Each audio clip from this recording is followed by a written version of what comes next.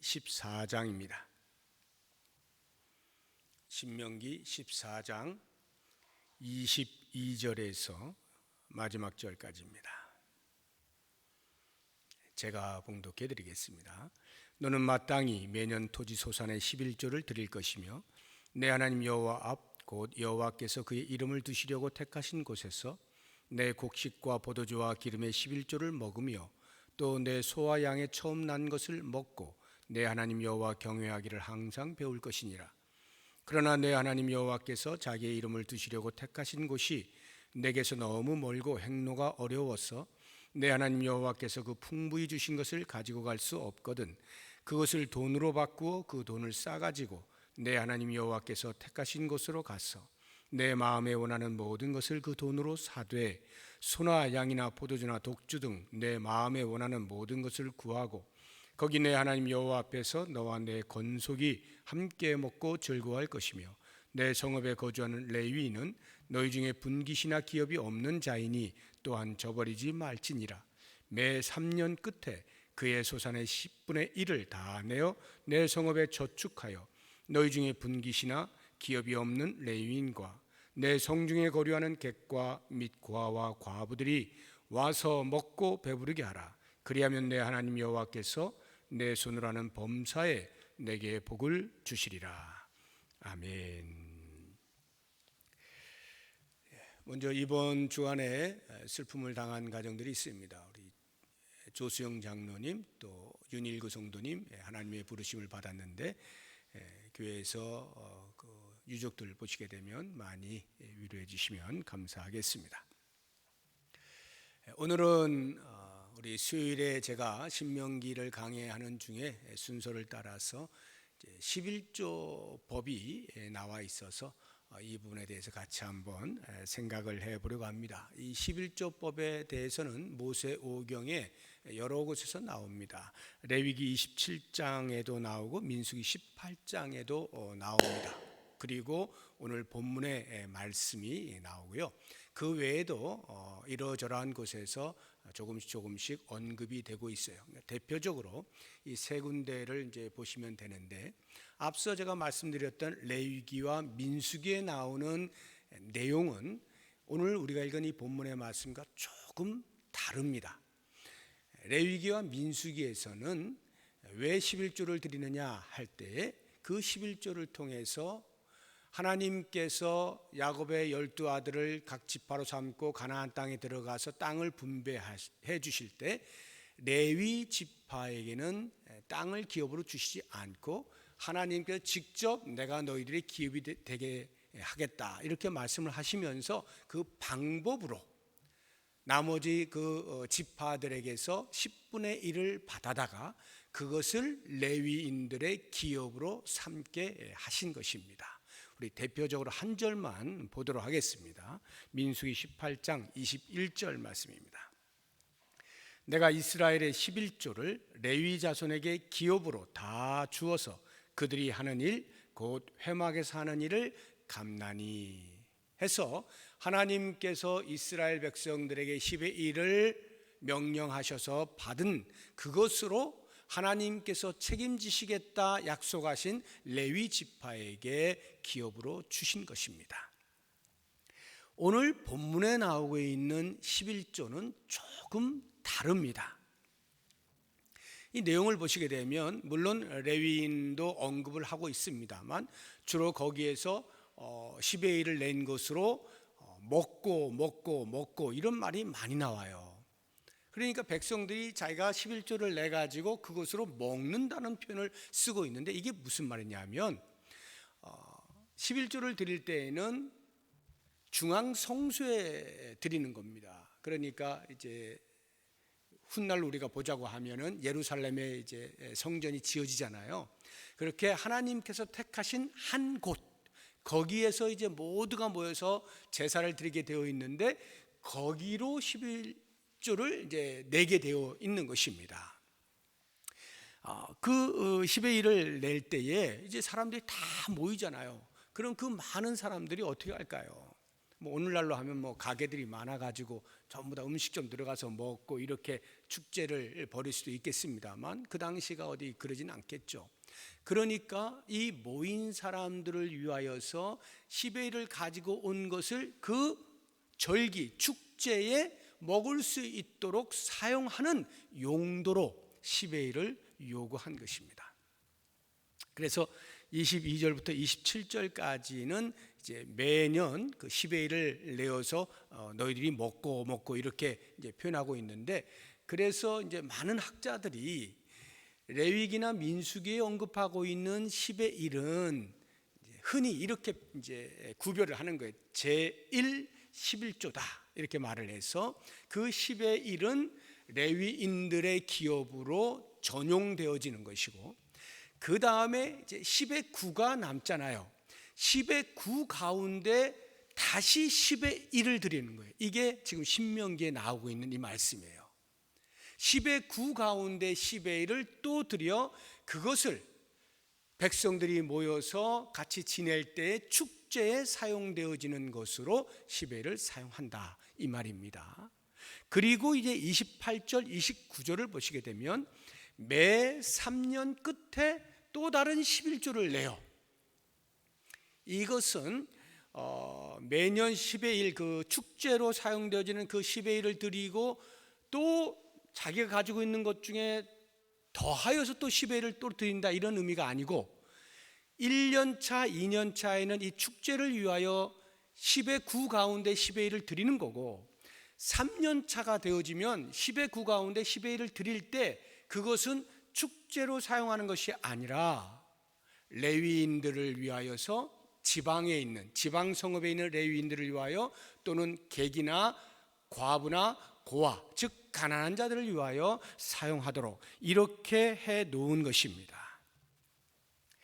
그렇게 볼 때 지금 오늘 우리가 보고 있는 이 신명기에 나오는 10의 1에 대한 법은 레위기나 민수기에서 이제 모세가 기록을 할 때 말이죠, 이미 레위기와 민수기에서 기록을 해 놓았기 때문에 굳이 그것에 대한 반복으로 쓴 것이 아니라 거기에서 빠진 부분을 추가적으로 자 이렇게 너희들이 10의 1을 드리고 있는데 이제 10의 9 가운데 다시 10의 1을 드려서 이러이러한 용도로 사용을 해라 하고 말씀을 하고 있는 부분이에요. 그렇게 우리가 종합하여 이해를 한다고 하면 성경에서 가르치고 있는 10의 1의 양은 우리가 생각하는 10분의 1을 훨씬 넘어가는 거죠. 그러나 우리는 이제 이게 명쾌하게 이것은 이것이고 저것은 저것이다라고 잘라서 이야기를 해놓고 있지 않기 때문에 학자들이 여러 가지 정황들을 살펴서 추정하고 있는 것이어서 우리는 오늘날 그냥 전체적으로 10의 1을 구별하여 드리고 있는 것입니다. 물론 오늘날에도 우리가 헌금 전체를 살펴보게 되어지면 이 당시와 거의 비슷하게 드린다라고 보여집니다. 감사헌금이나 뭐 여러 가지 많은 헌금의 종류가 있잖아요. 그런 것들 우리가 때를 따라서 이렇게 드리는 것들을 종합해 보면 이 당시 이스라엘 백성들이 내었던 정도 되지 않을까 하는 생각은 해봅니다. 그러면 하나님께서 왜 이와 같은 10의 1을 드리라고 말씀하실까? 앞서 제가 레위인들의 기업을 위해서라고 말씀을 드렸습니다만 그것은 구체적이고 실제적인 이제 이유이고요. 보다 포괄적이고 신학적인 이유가 있어요. 그것이 오늘 본문에 이제 우리에게 소개가 되고 있거든요. 23절을 보시면 이렇게 나옵니다. 내 하나님 여호와 앞 곧 여호와께서 그의 이름을 두시려고 택하신 곳에서 내 곡식과 포도주와 기름의 11조를 먹으며 또 내 소와 양의 처음 난 것을 먹고 내 하나님 여호와 경외하기를 항상 배울 것이니라. 여호와 경외할 것을 배우도록 하게 하시기 위하여 10의 1을 드리라 이렇게 명령을 하시는 겁니다. 그러니까 11조법은 우리가 하나님을 경외하는 자임을 잊지 말라고, 우리의 정체성을 잊지 말라고, 하나님을 경외하는 것이 우리의 삶이라고, 그것을 10의 1을 내면서 계속 기억하라고 하나님께서 우리에게 10의 1을 말씀을 하시고 있다 하는 것입니다. 그런데 매년 드리잖아요. 여기 매년이라고 하는 것은 오늘날에야 워낙 직종들이 많아지고 사람들이 많아지고 다양해져서 뭐 월 단위로 급료를 받기도 하고, 또는 어떤 나라는 주 단위로 급료를 받기도 합니다. 그러나 이 당시는 이제 기본적으로 가나안 땅에 들어가면 농경사회가 되어지니까, 농경사회라고 하면 기본적으로 1년에 한 차례 추수할 때 이렇게 이해가 되잖아요. 그러니까 매년이라고 하는 표현을 쓰고 있는 것이고, 이렇게 매년 드린다라고 할 때 왜 매년 그것을 드려야 될까? 그것이 다시 23절을 보시게 되면 뒷부분에 내 하나님 여호와 경외하기를 항상 배울 것이며 해서, 여호와를 경외하는 이 배움이 한 번으로 되지 않는다는 거예요. 항상 배워야 하는 거예요. 다시 말하면 우리의 정체성, 여호와를 경외하며 사는 사람임에 대한 인식을 한순간도 놓치지 말라는 뜻입니다. 계속 배워나가는 거죠. 그래서 우리는 계속하여 10의 1을 드리는 거예요. 우리가 월 단위로, 예를 들어 요즘으로 칠 때에 급료를 받는다라고 하면 그때마다 우리가 드리고, 또 어떤 또 이렇게 수입이 있게 되면 또 그때마다 10의 1을 드리고 하는 이러한 것들이 항상 우리가 여호와를 경외하는 자임을 인식하게 되어지는 아주 좋은 도구가 되는 것이죠. 자, 그렇다고 한다면 이제 이 11조, 하나님께 드리는 이 11조와 여호와를 경외한다는 것과 과연 어떤 상관관계가 있느냐 하는 것을 우리가 좀 이해를 할 필요가 있어요. 물질을 드리는 것하고 여호와를 경외하는 것하고 어떤 관계가 있길래 그 10의 1을 드리는 것이 여호와를 경외하는 것이다, 이렇게 말을 할까? 이 부분에 있어서 우리는 그 11조를 드리는 그 물질을 드릴 때에, 그 드릴 때에 하나님께서 우리에게 요청하시는, 너희들은 이 물질을 드릴 때 이러이러한 것들을 생각해야 돼 하고 그 11조 행위 속에 담아 놓으신 정신이 있어요. 그 11조 정신, 그것이 여호와 경외함의 의미를 표현하고 있는 것이기 때문에, 그래서 이 11조와 여호와 경외함이 함께 묶여서 표현이 되고 있는 것입니다. 그러면 과연 11조의 정신이 무엇일까? 이제 그것을 알면 우리가 그 정신을 따라서 10의 1을 드리면 되겠죠. 그 정신이 예수님께서 가르쳐 주신 말씀 속에 잘 나타나 있어요. 마태복음 23장 23절입니다. 화 있을진저 외식하는 서기관들과 바리새인들이여, 너희가 박하와 회향과 근처의 11조는 드리되. 바리새인들이 철저하게 드렸거든요. 하나도 빠짐없이 철저하게 10의 1을 드렸어요. 그런데 율법에 더 중한 바 정의와 긍휼과 믿음은 버렸도다. 여기에 말하고 있는 율법에 더 중한 바는, 이 율법은 모든 율법 이렇게도 이해할 수 있지만 11조법, 그 속에 담겨 있는 정신이 정의고 긍휼이고 믿음인데, 그 11조에 담겨 있는 정신은 빼먹고 겉으로 행하는 물질을 드리는 것에만 철저하게 했다, 이렇게 예수님께서 바리새인들을 책망하시는 거예요. 그러면서 그러나 이것도 행하고 저것도 버리지 말아야 할지니라 해서, 이 마태복음 23장 23절은 신약 시대에 과연 11조가 여전히 그 11조법이 유효하냐, 이러한 질문에 대한 대답으로, 단골 손님으로 소개가 되고 있는 구절이에요. 많은 사람들이 그건 구약 시대의 율법 아니냐, 이제 신약에 와서는 그 율법이 없어진 거 아니냐, 이렇게 할 때 예수님이 산상수훈을 통해서 어떤 법들은 그대로 존재하고 어떤 법들은 폐하여지고 어떤 법들은 더 강화가 되어지고 하는 것들을 쭉 말씀하시잖아요. 그러면서 이제 이 산상수훈의 11조는 언급이 되어 있지 않습니다만, 이 가르치심을 통하여서 우리가 보는 것은 11조는 유효하게 흐르고 있다 하는 것을 알 수가 있고, 예수님이 이 가르침은 11조는 계속해야 돼, 이걸 이야기하시려고 하는 게 아니라 11조를 할 때마다 그 속에 담겨 있는 정신을 너희들이 놓지 말고 행하라, 이걸 가르치는 거죠. 그러니까 바리새인들은 그걸 놓친 거예요. 그러니까 바리새인들이 가르치는 이스라엘 백성들, 그들에게 뭘 가르치겠어요? 철저하게 외적으로 너희들 하나하나 콩 하나 있으면 그 10의 1을 쪼개, 그래서 그걸 바쳐, 이런 식으로만 가르쳤지, 그 10의 1을 바치라 하실 때 하나님이 우리로 하여금 알게 하시고자 하는 것, 인식하게 하시고자 하는 그 정신에 대해서는 못 가르쳤다는 말이죠. 그래서 오늘 제가 그 부분을 여러분과 함께 좀 나누어 보려고 하는 것입니다. 정의, 긍휼, 믿음, 이 세 가지를 했는데 제가 순서를 좀 먼저 바꿔서 긍휼에 대해서 먼저 말씀을 드려보겠습니다. 11조의 정신에는 긍휼의 정신이 있어요. 우리가 이제 앞서 본 것처럼 매 3년째 되는 때에 그 10의 1을 바치는 것을 사용하는 그 사용처가 이제 지방 성읍에 있는 레위인들은 기본적으로 10의 1을 기업으로 받는다 했잖아요. 그런데 왜 또 10의 9 가운데 10의 1인 3년마다 드리는 그것을 또 레위인들이 줄까 의아하실 수 있는데, 이것은 뭐냐면 모든 10의 1이 중앙으로 간다 그랬잖아요.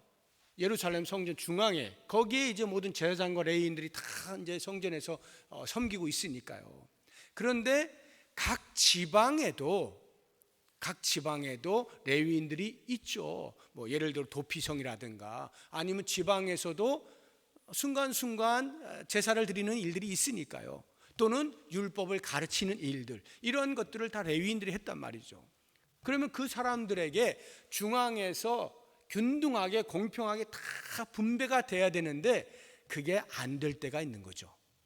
그래서 때로 지방에 있는 레위인들은 가끔 그 공급에 있어서 어려움을 겪는 사람들이 있었기 때문에 이런 부분에 대해서 하나님께서 이것으로 그들을 돌보도록 이렇게 요청하시고, 뿐만 아니라 객이나 고아나 과부와 같은 가난한 사람들도 이제 먹을 수 있도록 그것으로 공급을 해라, 이렇게 이제 말씀을 하시는 것입니다.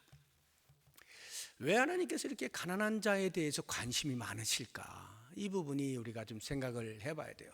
하나님은 가난한 자들에 대한 관심이 참 많으셔요. 왜냐하면 가난한 자들에 대하여 갖는 다른 사람들의 그 태도가 곧 하나님을 향한 태도라고 하나님께서는 말씀을 하시는 거예요. 우리 잠언 14장 31절 한번 보겠습니다. 가난한 사람을 학대하는 자는 그를 지으신 이를 멸시하는 자요, 궁핍한 사람을 불쌍히 여기는 자는 주를 공경하는 자니라. 하나님께서는 이것을 통하여서 가난한 자들에 대한 태도를 통하여 하나님에 대한 우리의 태도를 가늠하시는 거예요. 그렇게 중요한 것입니다. 그래서 이 빈곤한 자에 대하여, 가난한 자에 대한 우리의 태도는 어떤 면에서는 죄가 되기도 하고 어떤 면에서는 복이 되기도 하는 거예요. 우리 잠언 14장 21절 말씀을 제가 많이 볼 거예요. 보십시오. 이웃을 업신여기는 자는 죄를 범하는 자요. 여기 이웃이 가난한 자를 말하는 거예요. 그 가난한 자들을 아유 저것들 하고 업신여기면 그게 곧 죄가 된다는 것이고, 빈곤한 자를 불쌍히 여기게 되면 그건 복이라, 이렇게 말씀을 하고 있는 것입니다. 그러면 우리는 이제 가난한 자들에 대하여 이렇게 주머니를 열어서 도와야 될 터인데, 그렇게 자꾸 돕다 보면 빠져나가잖아요. 내 주머니에서 빠져나가잖아요. 그러면 나는 어떻게 해? 나는 뭐 먹고 살으라고? 계속해서 가난한 사람들 퍼주다 보면 나는 어떡하나, 이런 걱정이 될 수가 있습니다. 그런데 놀랍게도 성경은 우리에게 가르쳐주는 것이 비워야 채워지는 법칙을 가르쳐주시는 거예요. 우리의 주머니를 비워야 하나님께서 채워주시는 법칙을 알려주시는 거예요. 그러니까 구제를 많이 하면 현상적으로는 다 빠져나가는 거잖아요. 그런데 오히려 그것이 축적하게 되어지는 길이다, 이렇게 말씀을 하시는 거예요. 우리 잠언 11장 24절 25절 봅니다. 흩어 구제하여도, 빼내어서 구제하여도 더욱 부하게 되는 일이 있나니 과도히 아껴도 안 나가게 한다 할지라도 가난하게 될 뿐이니라. 구제를 좋아하는 자는 풍족하여질 것이요 남을 윤택하게 하는 자는 자기도 윤택하여지리라. 이게 성경이 가르치는 놀라운 역설의 법칙이에요. 비워야 채워지는 역설의 법칙입니다. 왜 이런 일이 벌어질까? 가난한 자를 돕잖아요. 그럼 그게 곧 하나님께 빌려드리는 것이 되기 때문에 그래요. 그래서 하나님이 우리에게 갚으시니까 우리는 꺼냈는데 하나님이 계속 채우시는 거죠. 잠언 19장 17절. 가난한 자를 불쌍히 여기는 것은 여호와께 구워드리는 것이니 그의 선행을 그에게 갚아주시리라. 하나님께서 계속 비어서 채워주시고 비어서 채워주시고 하나님이 일하신다 이 말이에요. 그래서 만약에 우리가 그 하나님의 일하심에 대하여 신뢰가 안 돼서 괜히 혹시 그거 믿고 했다가 다 빠져나가고 한 푼도 없으면 어떡해? 하고 걱정스러워가지고 만약에 그러고 있잖아요. 그러면 하나님께서요, 네가 가난한 자의 그 신음한 소리를 외면하고 듣지 않았기 때문에 나도 네가 힘들 때 하나님 좀 도와주세요 라고 하면 나도 네 소리 안 들을 거야, 이렇게 말씀하십니다. 잠언 21장 13절입니다. 귀를 막고 가난한 자가 부르짖는 소리를 듣지 아니하면 자기가 부르짖을 때에도 들을 자가 없으리라. 하나님께서 안 들으신다는 거예요. 하나님께서 이렇게 가난한 자에 대하여 보호하기를 간절히 원하시는 이유는 그 가난한 자조차도 하나님이 지으셨기 때문입니다. 잠언 22장 2절 말씀. 가난한 자와 부한 자가 함께 살거니와 그 모두를 지으신 이는 여호와시니라. 부자뿐만이 아니라 가난한 자도 똑같이 하나님의 형상대로 지음을 받은 존재들이다. 하나님께서 당신의 형상대로 지음받은 그 존재가 물질이 없어서 허덕일 때 그것을 외면하실 리가 없다는 말씀입니다. 그래서 성도는 이 신약 시대에 와서도 동일한 가르침이 주어지고 있는데 하나님 앞에서 정결하고 더러울 것이 없는 경건이 곧 이들에 대한 구제 행위라고 야고보 장로가 우리에게 가르쳐주고 있습니다. 우리 야고보서 1장 27절 봅니다. 하나님 아버지 앞에서 정결하고 더러움이 없는 경건, 참 경건은 곧 고아와 과부를 그 환난 중에 돌보는 것이다. 가난한 자에 대한 우리의 태도와 행위가 하나님을 향한 경건의 척도가 된다는 것을 증명하는 행위가 된다는 것을 말씀하고 있는 겁니다. 그러니까 이제 우리가 정리를 해보면 11조를 드릴 때마다 또는 뭐 좀 더 넓게 헌금 생활을 할 때마다 주위에 우리의 약자들에 대한 관심이 항상 있어야 된다는 것이죠. 혹시라도 우리가 습관적으로 별 생각 없이 그냥 10의 1을 드려서는 안 되는 거예요. 10의 1을 드릴 때마다 하나님을 경외하는 자라고 하는 자기 정체성을 그 주변에 있는 가난한 자들에 대한 인식과 함께 드려줘야 되는 거예요. 이 드려진 물질이 이렇게 사용되어지는 거지. 그 인식을 놓치지 말라는 거고, 교회는 그 물질을 가지고 이렇게 사용을 해야 하는 것이죠. 구제에 사용을 할 수 있어야 하는 것이에요. 남으면 다 우리 쓰다가 남으면 그거 가지고 어떻게 해볼까, 이게 아니라 이 구제가 경건한 자들, 하나님을 경외하는 자들로 모여있는 이 교회 공동체의 본질이다 이 말이에요. 그 일을 하는 일이. 그러니까 성도들이 그와 같은 마음을 가지고 헌금한 그것으로 그렇게 주변을 돌아보아서 하나님의 관심사에 우리도 같이 관심을 보일 수 있어야 한다 하는 것입니다. 두 번째로 이 11조 정신이라고 하는 것은 이제 정의를 말씀을 드리려고 하는데, 오늘 본문의 말씀을 보게 되면 정의에 관련되어졌던 말씀들을 찾아볼 수가 없어요. 전부 다 구제, 긍휼 이런 이제 말씀들이지 정의하고 과연 구제가 무슨 관계가 있나 이런 생각이 듭니다. 그런데 잘 보세요. 구제의 행위, 우리가 가난한 자를 돕는 그 행위가 사회에서의 경제적 불균형 또는 양극화 현상, 양극화, 빈익빈, 부익부 이와 같은 양극화 현상을 해소할 수 있는 아주 좋은 통로가 되는 것입니다. 물론 제도적으로 사회에 정의가 내릴 수 있도록 시행을 해야 되겠죠. 그래서 그 사회 정의 속에서 부조리가 없이 모두가 공평한 삶을 살 수 있도록 해야 될 거예요. 그런데 그게 마음대로 안 되잖아요. 인간 자체가 부패하여서 그 부패한 인간이 아무리 제도를 잘 만든다 하여도 일반 은총 속에서 그걸 아무리 잘한다 하여도 허점이 있을 수밖에 없어요.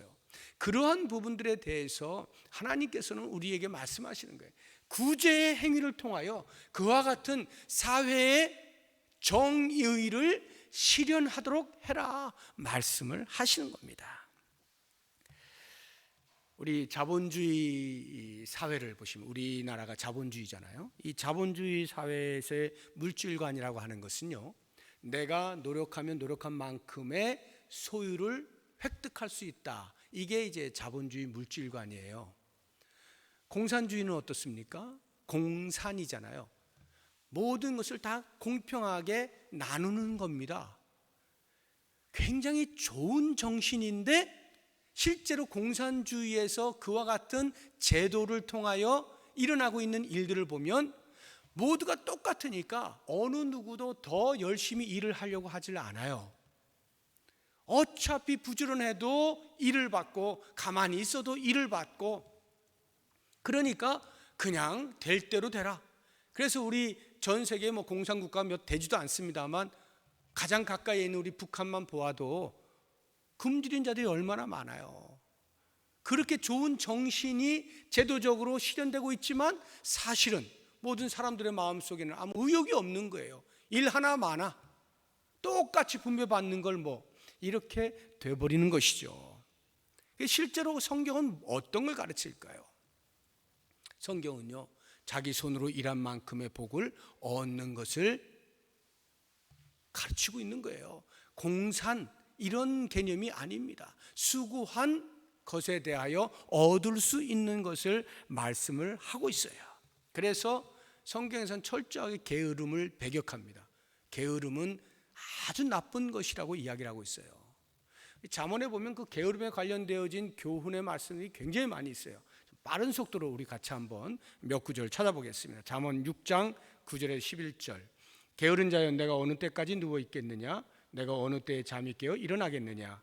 좀 더 자자, 좀 더 졸자, 손을 모으고 좀 더 누워 있자 하면 내 빈궁이 강도같이 오며 내 곤핍이 군사같이 이르리라. 게으르면 안 된다 이 말이죠. 10장 4절 5절. 손을 게으르게 놀리는 자는 가난하게 되고 손이 부지런한 자는 부하게 되느니라. 여름에 거두는 자는 지혜로운 아들이나 추수 때에 자는 자는 부끄러움을 끼치는 아들이니라. 12장 24절. 부지런한 자의 손은 사람을 다스리게 되어도 게으른 자는 부림을 받느니라. 27절. 게으른 자는 그 잡을 것도 사냥하지 아니하나니 사람의 부귀는 부지런한 것이니라. 부지런한 자의 부지런한 것이니라. 부지런한 자 아닙니까? 부지런한 자의 것이니라. 이럴 것 같은데 19장 15절.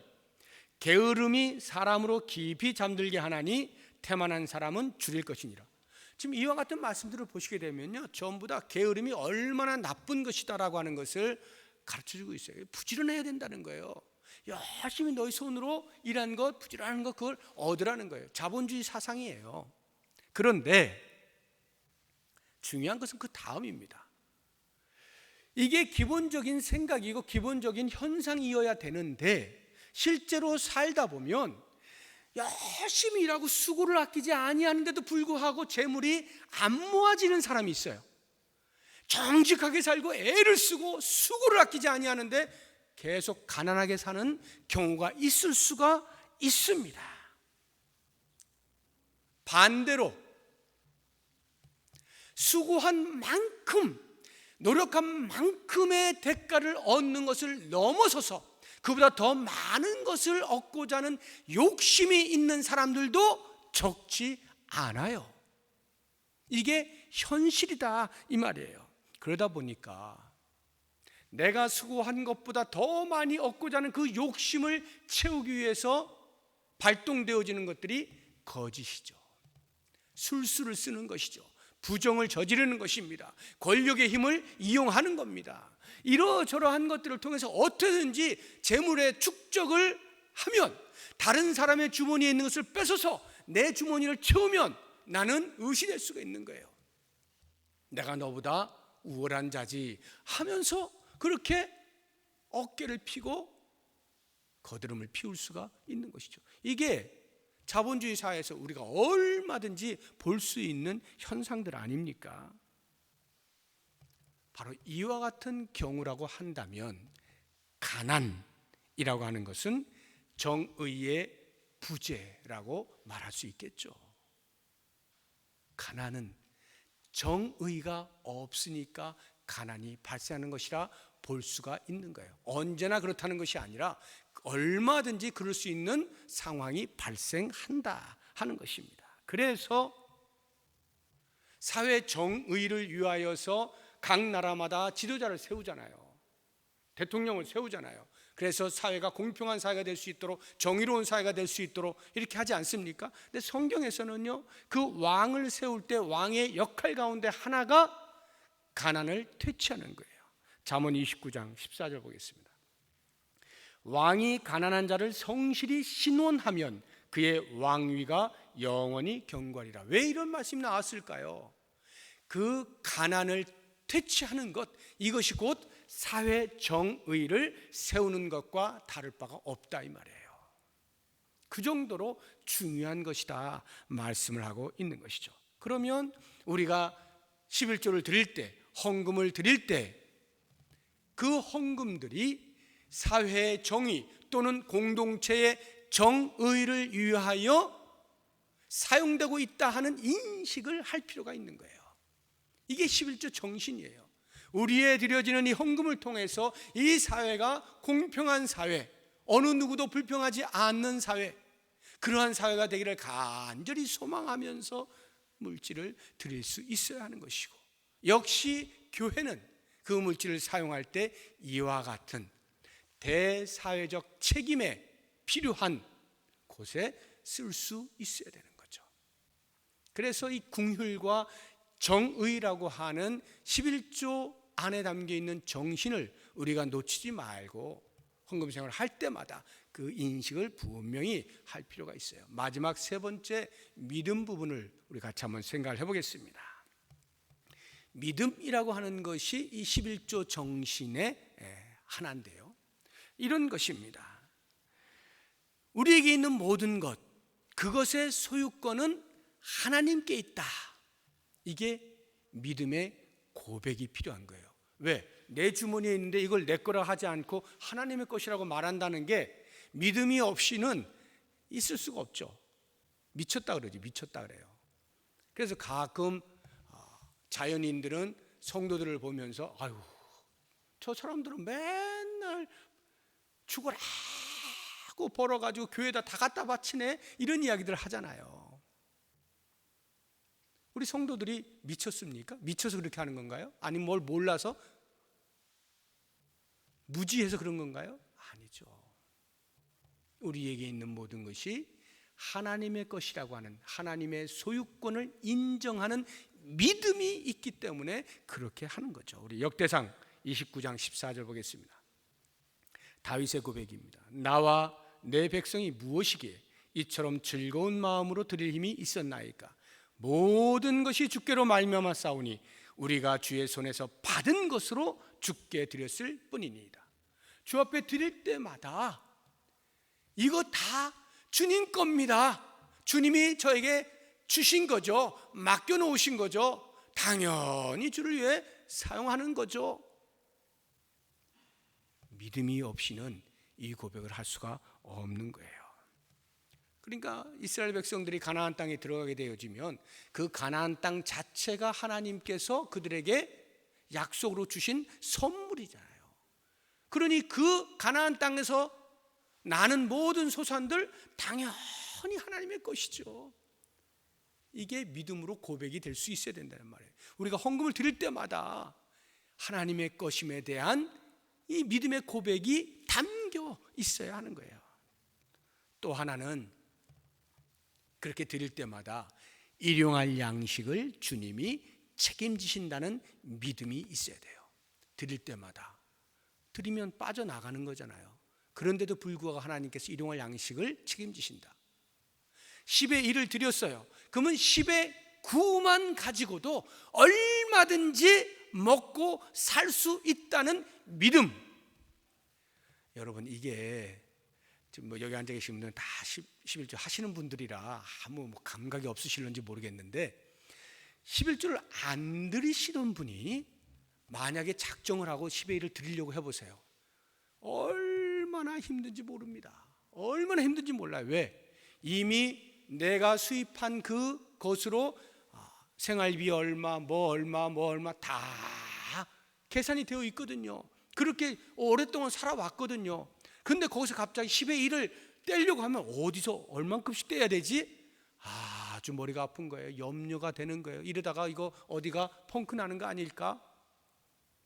걱정스러운 거예요. 안 하다가 10의 1을 하려면요 정말 힘듭니다. 그런데 이 10의 1을 드리는 것이 믿음의 척도라는 거예요. 믿음의 척도라는 거예요. 왜? 그거 드려도, 그거 나에게 없어도 하나님이 그 나머지 것으로 얼마든지 살 수 있게 하신다. 이게 믿음이란 말이죠. 10의 1을 드릴 때마다 우리는 그와 같은 믿음을 스스로에게 확인하는 거예요. 나에게 그 믿음이 있는가 확인을 하는 것입니다. 우리가 물질을 드릴 때 오직 물질만 이야기하는 게 아니에요. 모든 것이 주의 것이니까 우리에게 있는 시간들도 하나님이 요구하시면 드리는 거예요. 우리에게 어떤 재능이 있어요? 능력이 있어요? 하나님이 요구하시면 드리는 거예요. 때로는 우리의 생명조차도 하나님이 요청하시는 상황이 발생하면 드리는 거예요. 왜? 아까울 게 없는 거죠. 하나님이 주신 거 하나님께 드리는 거예요. 하나님의 계획은 우리의 생각과는 비교할 수 없는 높은 경지에 계시잖아요. 그분을 신뢰하는 거예요. 그분을 신뢰하면 모든 것을 드릴 수가 있는 것이죠. 자, 그러면 이제 결론으로 이와 같은 11조의 정신들, 긍휼과 정의와 믿음이라고 하는 이와 같은 정신들이 우리의 태도를, 헌금하는 행위에 있어서의 우리의 태도를 유발해요. 어떠한 태도를 유발할까? 우리 역대상을 보겠습니다. 29장 9절 말씀. 백성들은 자원하여 드렸습니다. 자원하는 태도를 유발합니다. 이런 정신으로 투철한 사람, 이런 사람들은 자원하여 드리게 되어 있어요. 뿐만 아니라 기쁨으로 드리는 거예요. 그리고 곧 그들이 성심으로 여호와께 자원하여 드렸으므로 다윗 왕도 심히 기뻐하니라. 성심으로 드립니다. 우리 한 절 더 봅니다. 17절입니다. 이거 아닌데 17절, 역대상 29장 17절. 제가 잘못 드렸나요? 봅시다. 제가 읽어드릴게요. 나의 하나님이여, 주께서 마음을 감찰하시고 정직을 기뻐하시는 줄을 내가 아나이다. 정직하게 드린단 말이에요. 내가 정직한 마음으로 이 모든 것을 즐거이 드렸사오며 즐거움으로 드린다. 이제 내가 또 여기 있는 주의 백성이 주께 자원하여 드리는 것을 보니 심히 기쁘도소이다. 자원하여 드린다. 앞서 우리가 본 7절의 말씀과 지금 9절의 말씀과 17절의 말씀을 보게 되어지면 자원하여 드린다는 것과 즐거이 드린다는 것이 공통으로 나와 있고, 앞에 9절에서는 성심으로 드린다 나와 있고 17절에서는 정직하게 드린다 이렇게 나와 있어요. 이 성심과 정직을 가만 보면 이게 유사한 말이에요. 저는 이 말씀에 대해서 이제 여러분과 함께 생각을 하려고 하는 건데, 성심과 정직이 어떤 의미냐? 어떤 의미냐? 오늘날에 우리가 11조를 드릴 때 여러분 정확하게 11조 드릴 수 있습니까? 여러분이 이렇게 수입에 뭐 만약에 월급을 받으시는 분이라고 하면 혹시 뭐 이렇게 정확하게 10의 1을 1원까지 다 계산해서 할 수 있을지 모르겠지만, 만약 자영업을 한다든가 사업을 한다거나 하면 얼마에 어떻게 투자가 되어지고 이게 뭐 계산이 불가한데, 그런 중에 그 수입의 10의 1을 구별한다는 것은 보통 어려운 게 아니에요. 근데 이 당시에도 그와 유사한 일이 있었어요. 그래서 이 정직과 성심이 굉장히 중요한데, 오늘 본문의 말씀을 보게 되어지면 이런 일이 있어요. 10의 1을 드릴 때 중앙 성소로 가져가서 드린다 그랬잖아요. 근데 오늘 말씀을 우리가 읽은 중에 이런 일이 있어요. 중앙 성소가 내가 살고 있는 곳에서 너무 멀어요. 그러면 그 소산을 가지고 간다는 게, 그 거리가 그렇게 먼데 보통 일이 아니잖아요. 거기다가 좀 양이 많다고 생각해 보세요. 이거 어떻게 할 거예요? 무슨 뭐 차가 있었어요? 뭐 비행기가 있었어요? 뭘로 어떻게 이동할 거예요? 그걸 짊어지고 어떻게 가냐고요.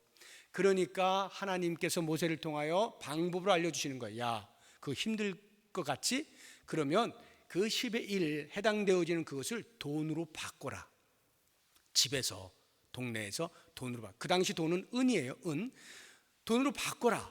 그래서 그 은을 들고 가라. 그러면 이제 아무래도 가볍잖아요. 들고 가서 중앙 성소에 가서 거기서 다시 물건을 사서, 그러니까 재물이겠죠? 사서 드려라. 이렇게 말씀하거든요. 그런데 그 재물을 살 때 어떻게 사라고 표현을 하고 있는지 26절을 한번 보겠습니다. 내 마음에 원하는 모든 것을 그 돈으로 사되, 이 돈은 지금 이제 자기의 10의 1을 돈으로 바꾼 그 돈이에요. 내 마음에 원하는 모든 것을 그 돈으로 사라는 거예요. 소나 양이나 포도주나 독주 등 내 마음에 원하는 모든 것을 구하고, 지금 계속 반복해서 마음에 원하는 모든 것이라고 표현하고 있지 않습니까? 이 표현을 잘 보셔야 돼요. 마음에 원하는 모든 것이 무슨 뜻일까요? 예를 들어서 토지의 소산에 이제 10의 1을 가지고 왔는데, 이것을 대충 이제 해보니까 뭐 만약에 10,000원이었다고 해보죠. 10,000원을 바꿔 갖고 왔어요. 그 10,000원을 가지고 와서 이제 10,000원어치를 뭘 사려고 해요. 그런데 그 돈으로 바꾸는 것과 또 돈으로 다시 사는 그 사이에 환차라고 하는 게 있잖아요. 그럼 이런 것에 대해서 어떻게 정확하게 1원 한 푼 틀리지 않게 정확하게 10분의 1을 할 수가 있느냐고요. 안 되잖아요. 하나님께서 그걸 아시는 거예요. 그래서 하나님 말씀하시는 거예요. 네 마음에 원하는 모든 것을. 이게 무슨 말이에요? 마음에 원하는, 네 마음대로 해, 그 뜻일까요? 아니요. 정직과 성심으로 하라는 거예요. 마음에 부끄러울 것 없이, 마음에 부끄러울 것 없이, 네가 생각할 때 그래 하나님 앞에 부끄럽지 않은, 그렇게. 그러니까 11이라는 것이 이렇게 계산상으로 계산기를 두들겨 가지고 10분의 1 탁 자르고 뭐, 물론 그렇게 하기까지의 그 하나님 앞에 바르게 살려고 하는 그 정신은 좋습니다만, 하나님이 그렇게 수치상으로 정확성을, 그걸 이야기하는 게 아니라 그 안에 담겨 있는 우리의 태도, 정신, 왜 11조를 드리는지, 그래서 어떻게 드려야 하는지, 이런 것을 알고 드리라 말씀하는 거죠. 그래서 이 정직과 성심이라고 하는 것이 오늘날과 같은 정말 이 수입과 지출, 이것이 불투명한 이런 시대를 살고 있는 사람들에게는 얼마나 중요한 말씀인지 몰라요. 네 마음대로, 야, 네가 그냥 생각나는 대로 대충 드려, 이 뜻이 아니라 하나님 앞에 부끄러울 것이 없이 그렇게 마음을 다해서 드려. 이게 성심과 정직이에요. 저는 오늘 이 11조 법 안에 담겨 있는 정신들을 여러분과 같이 생각하면서 오늘날 우리가 헌금 생활을 할 때 과연 어떻게 하고 있는가 하는 부분을 좀 점검을 해보았습니다. 저 역시도 쉽지가 않아요. 저 역시도 워낙에 오랫동안 평생에 그냥 드려왔던 것이기 때문에 자연스럽게 드리는 것뿐이지, 이렇게 하나하나 헌금 하면서 내 마음을 다해서 이렇게 긍휼과 정직과 내 믿음을 점검받고 인식하고 그러면서 드려 본 적이 없었던 것 같아요. 그런데 우리의 신앙생활을 공고히 하기 위해서는 이렇게 헌금 생활을 할 때 이와 같은 11조 정신을 바르게 인식하고 드리게 되면 그것이 곧 우리에게 유익이 되어지고, 마지막 절에 우리 이야기하는 것, 내 하나님 여호와께서 내 손으로 하는 범사에 내게 복을 주시리라. 하나님이 주시는 이 놀라운 복, 우리가 마땅히 행해야 할 11조 생활을 통하여서 마음껏 누리실 수 있는 우리 모두가 될 수 있기를 주의 이름으로 축복합니다. 기도하겠습니다. 하나님 아버지, 우리에게 있는 것이 다 주의 것임을 모르지 않는데 실제로 우리의 주머니에서 나가야 할 때에는 왜 이렇게 주저스럽고 불안감이 있고 염려가 되어지고 아까운 마음이 있는지 모르겠습니다. 우리를 살리시는 하나님의 전능하심과 하나님의 보호하심과 지키심에 대한 온전한 신뢰가 우리 가운데 있기를 원합니다.